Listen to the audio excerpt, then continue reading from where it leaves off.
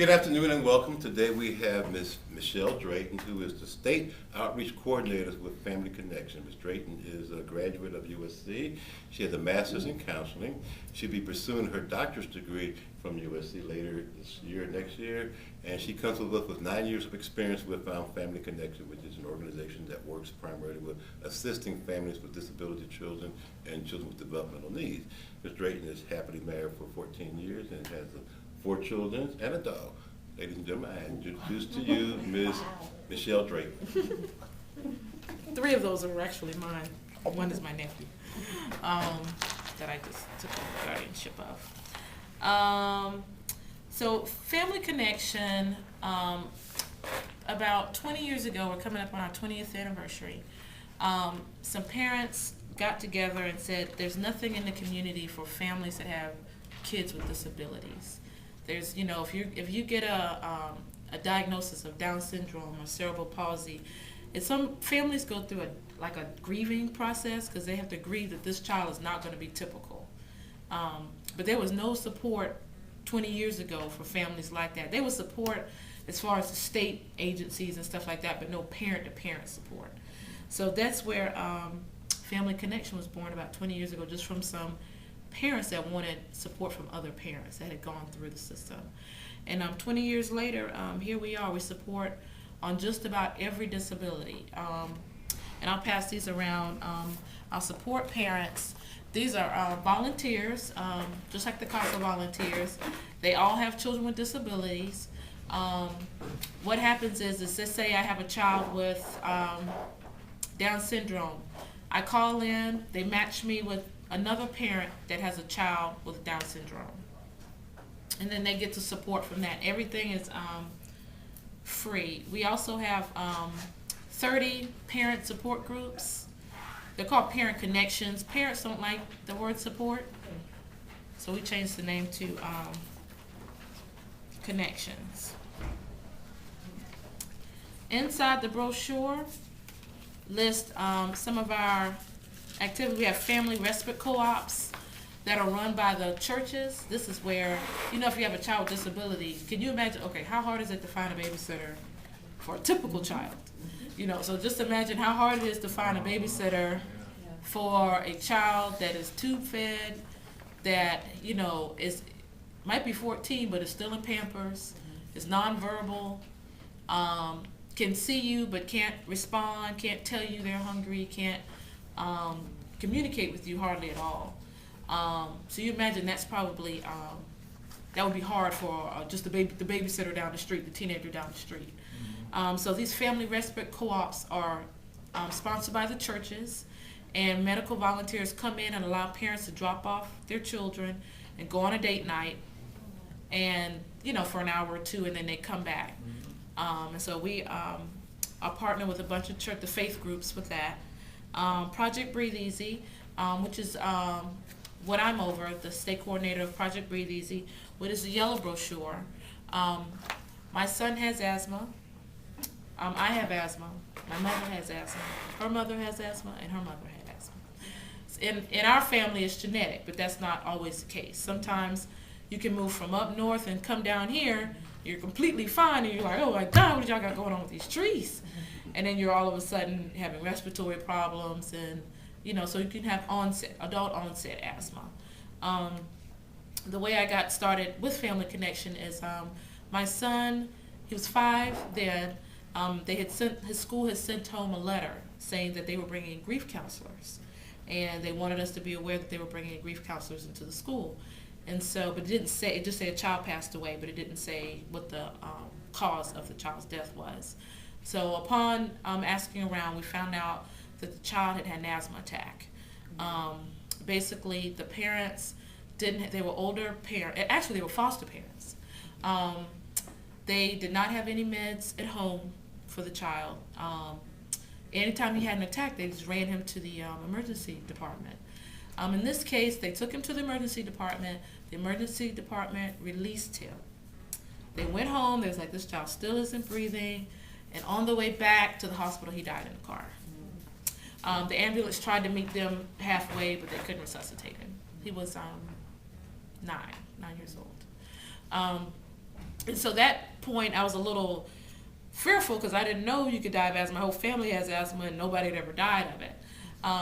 And so from that point, I started volunteering in the asthma program, and then was hired and sort of started part-time, and then became coordinator over the state. And so that's what I do. We go into the home. We provide mattress and pillow encasements for their beds. You know, mattresses are full of dust mites, millions of them. So we provide a free encasement. All of it's free. A pillow encasement. We tell them, okay, you know, you guys, you got to smoke outside. You know, we can see what physicians can't. And in a partnership, we provide physicians with, you know, well, they are smoking. I know they told you they aren't, but they are. And, you know, the pets need to go outside and stuff like that. So that's what we do in Project Breathe Easy.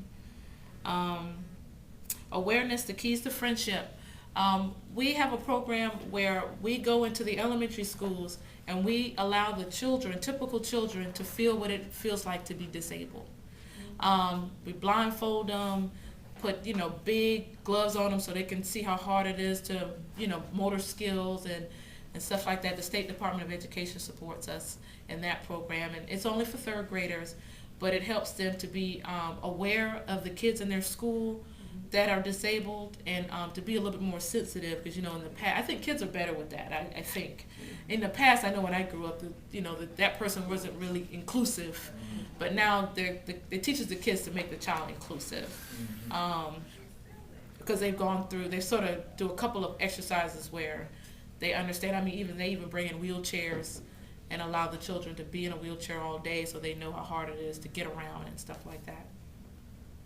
Our Kid Connection is for siblings of children, siblings of the child that's disabled, because a lot of times a typical child gets sort of left out because they don't have as much needs as the child that's disabled. So we have these Kid Connections where just the siblings get together and bowl and stuff like that, and they can relate to each other. Our Couples Weekend Workshop is faith-based.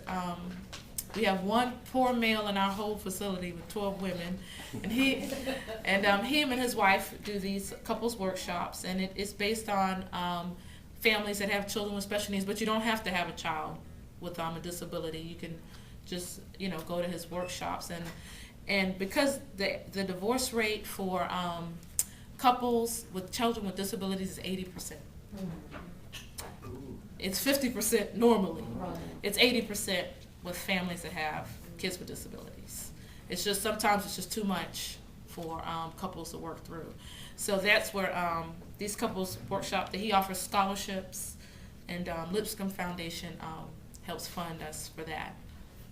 And he has, I think, one a year in several major counties: Greenville, Charleston, Florence, and Anderson. The Outreach Initiative is where Project Breathe Easy falls under, but this is where we go into the housing communities and try to find, try to assist those families with any type of need they have. A lot of times, asthma's not their first need. It's the lights, it's food, it's shelter, it's rent, stuff like that. We don't assist financially with any of those things, but we do know where to send them, and we try not to handhold, but sometimes we have to call for a family because they don't know how to communicate well with some of the agencies. And some of the agencies won't help if you're not referred by another agency. So that's where Outreach Initiative comes in. I talked earlier about our support groups. We have 30 support groups. Some are disease specific, some are not. We have single moms. We were missing a gap there. Because there's so many divorces, now you got a lot of single moms. And so we have a single moms workshop. We have ADHD, asthma, Down syndrome. We have a Down syndrome play group. They're the cutest babies you ever. But they have their own little play group, because if you can imagine, the play groups around Columbia may not be, you know, some parents don't understand, and so they created their own play group because they were finding that it was hard for them to participate with the typical children play group. So they created their own. Family social events. We have upcoming Cocky and Tiger social event at the Armory, which will be for families. It's a barbecue cook-off. So we'll have barbecuers, and if anybody's interested in that big competitive fans, let me know, and I'll get you that information. I'm a Gamecock, obviously. You are you a Clemson fan? I can't see. Carolina. Oh, good, because I hate to throw something No. garnet at you. No. Yeah, and we have a holiday social that we do, and we do family events just year round. We have a coffee with moms. We have a dad's group. They get together, and they're the only ones that get home cooked meals. I don't know why, but the rest of us eat pizza, and they get home cooked meals. So we have a bunch of family social events to try and keep the families collaborating and talking. Our Hopes and Dreams conference is good, and James, I'll make sure I send you the information on the conference because we do offer credits for this conference for teachers and professionals and stuff like that. But this is where we try to teach professionals about disabilities. It's for parents and professionals and physicians. But a lot of physicians don't know how to deal with the children that are coming in with disabilities. It sort of makes them, we pair a parent and a professional in each workshop. So you have a professional that's telling you something, but then you have a parent that has their story that goes along with it. And also it helps physicians to understand that that they may be talking over the parent's head, that they need to come down a little bit. And also the parents help the other parents say, it's okay to ask your doctor questions. Don't be scared to ask your doctor questions. We have a lot of that. Parents want us to sit. We do sit in doctor's visits, but we do not speak for parents. We try to train them to speak for themselves. And we do sit at 504 plans and IEP meetings and all that. But again, we have a conversation before the meeting. We're not going to speak. We're just there as support. To train the parents to be their own child's best advocate, because once they're not in our program or they're not with Family Connection anymore, it's just a parent. Our fathers, family is faculty. This is our PEEP program. We have several programs with MUSC and USC where the residents partner with us, and we take them into the homes of children that have disabilities so that they can get a better understanding of when they become doctors, how to work with children, have to be a little bit more sensitive. Our Fathers Network is what I talked about earlier.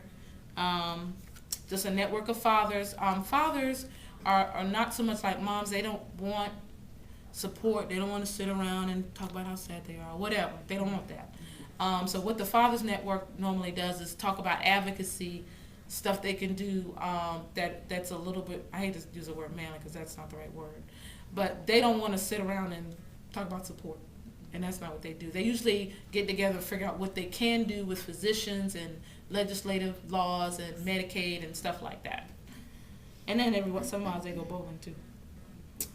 And the other stuff is just advocacy. The other two things is just advocacy. We do a lot up at the State House with Medicaid and waivers, and we did a lot with the cigarette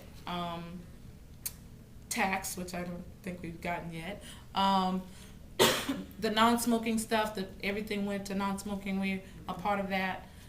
So we're not lobbyists, but we do partner with several groups to get the laws changed, especially when they're making cuts to Medicaid. We always try to fight against cuts for Medicaid. The other yellow and purple guide that I gave you is resources you can use to give your, if you run into a family or a child that needs additional resources. In the office, we have a website person. You can visit our website. We have in the office a Medicaid liaison that works with DHHS, and she works for us, but she's between us and DHHS. I work with asthma.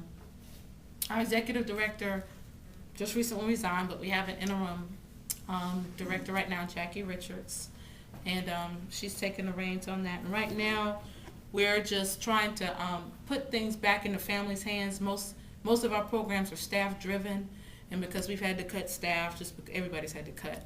We've had to cut staff, so we're trying to put things back with the parents and let parents, because they know what they want.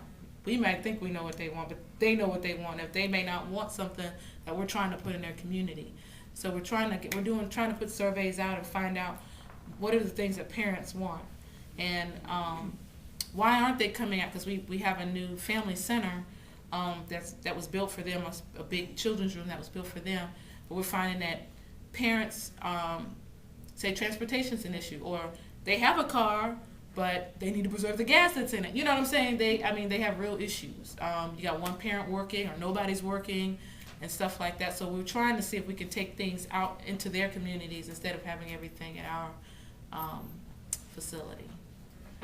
Yes, sir. Yes, sir. I had a young lady call me. She recently got divorced, and I know a lot of the programs, income based. She works, but the husband's failing to give her any support. Mm-hmm.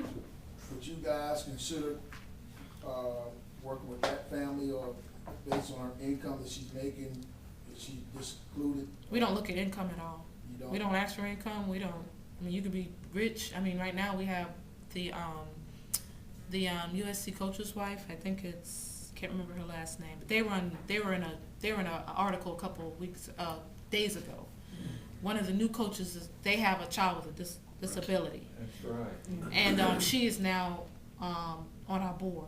So it doesn't matter how rich you are or how poor you. We don't ask about income at all. Yeah, cause it just covers. Now, does she have a child with a disability? I know she called me.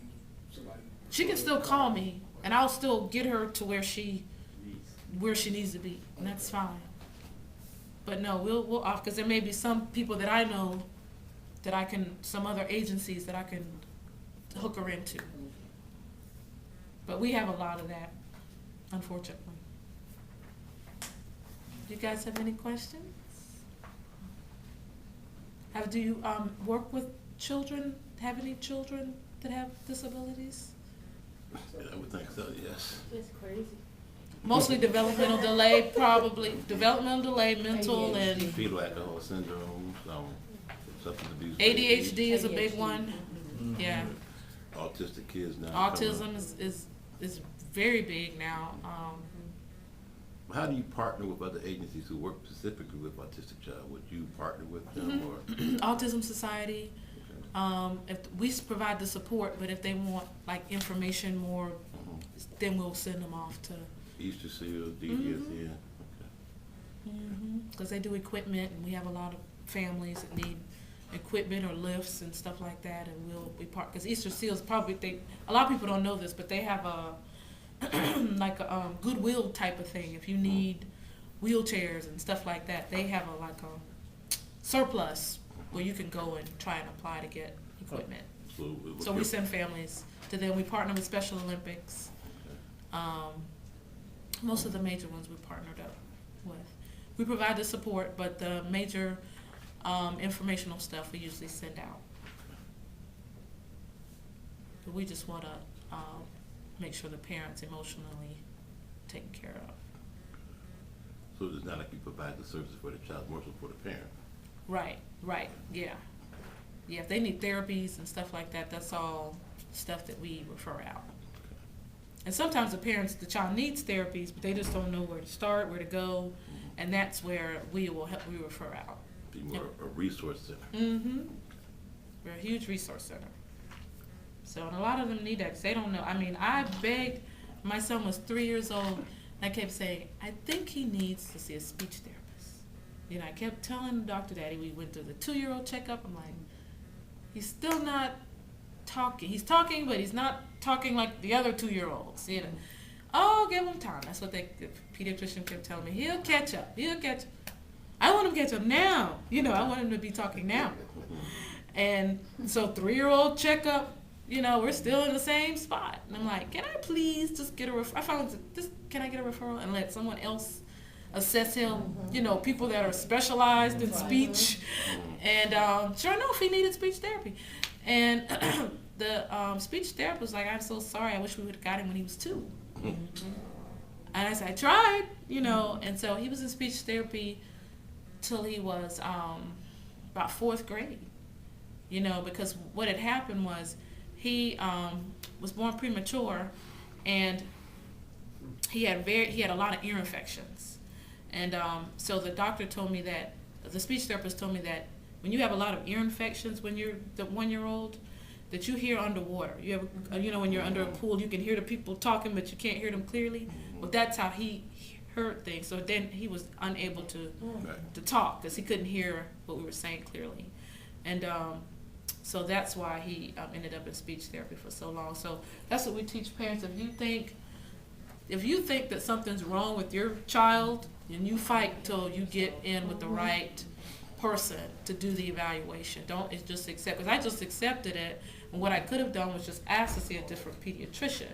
Because I felt like they were just trying to hurry up and get through the assessment and say he was okay, when we found out that he wasn't. And I never accept, you're not gonna put him in a special class. You know, I never accepted any of those things. Oh, but I think he's ADHD. I said, I'm not taking that diagnosis either. He just needs to be disciplined. You know, so he's not ADHD. I mean, he's in 9th grade now at Dreher, and he's perfectly fine. He makes A's. You know, so I did not accept some of the things that they tried to feed to me when he was 3. You know, because I knew he just needed some assistance. And he never was in a special class. I mean, he just went to speech therapy in the schools, and she's like, he doesn't need it anymore. She's like, he has a list done. There's nothing I can do about that. And but he's fine. So, but if you can catch him early on, then it helps. But if we had just let this go, let's say he was 5 or 6, going into kindergarten, going into 1st grade, still not speaking along with the other children, I mean, that really would have made him, take him out of mainstream and put him into a special class. But we just teach our families that, you know, unless you have a diagnosis, there's some of the kids, I mean, we see so many kids, especially in the environment that we work in, some of it's parenting. It's not the child, per se. The child is becoming a product of his environment, you know, and everybody wants a drug, you know. You know, my neighbor's child on Ritalin, they're just much better. That's the easy way out. Easy way out. I said, some medicine. You tried some parenting. Some guidelines, you know, and sometimes it takes us some exchange, and you know, then things settle down. And then sometimes the child is so much older, and the parents just give up. I mean, we've had kids, you know, parents just say forget it, and young children, turn them over. They just don't want to deal with it anymore. But that's where we try to come in and be that support and tell them it's okay. Everybody goes through that. It's not, you know, this is a phase or whatever, and try to get them the right resources. Like last Friday, I got a call from my community parent in Charleston. You know, we deal with asthma and smoking, and parents that smoke and stuff like that. In this case, the child was a smoker. 11-year-old girl. No Wow. Yeah. Are they programmed to address smoking? Or? Yeah, we're trying to address it now. She's got some other things going on, but we're trying to address it now. But the parents do smoke. And in this case, they said it's her peers, but parents got to realize that you did introduce her to it.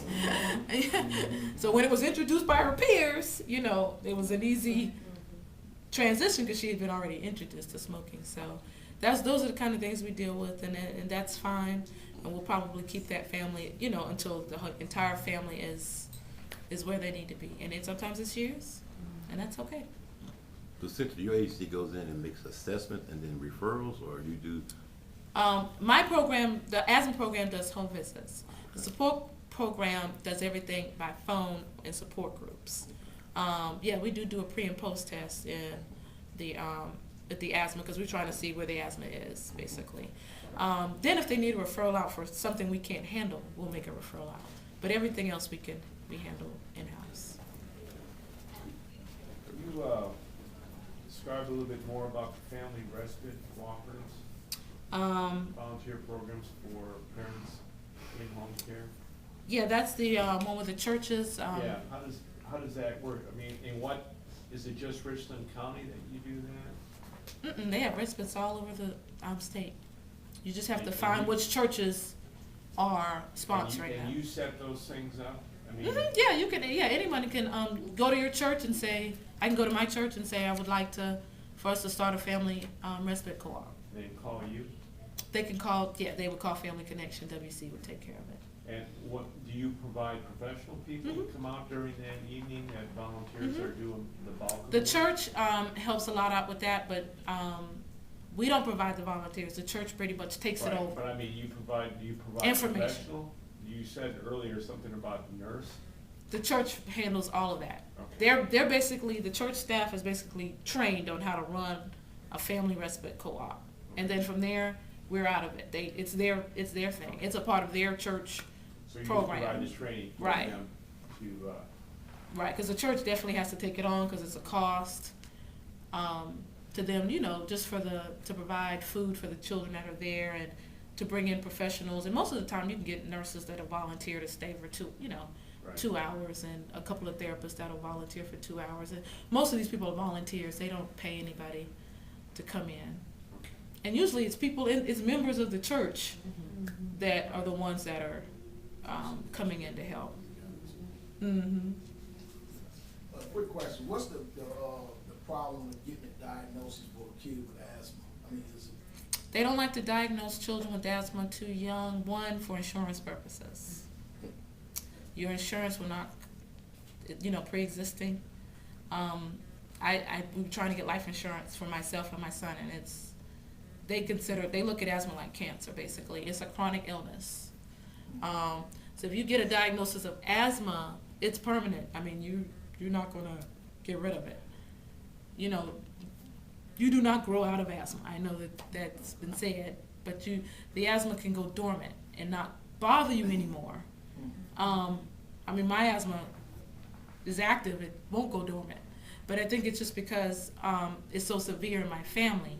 But some children have it, when they're younger and then never bother them again, but then they're 65, and they're having respiratory problems. And it's just because everything's slowed down.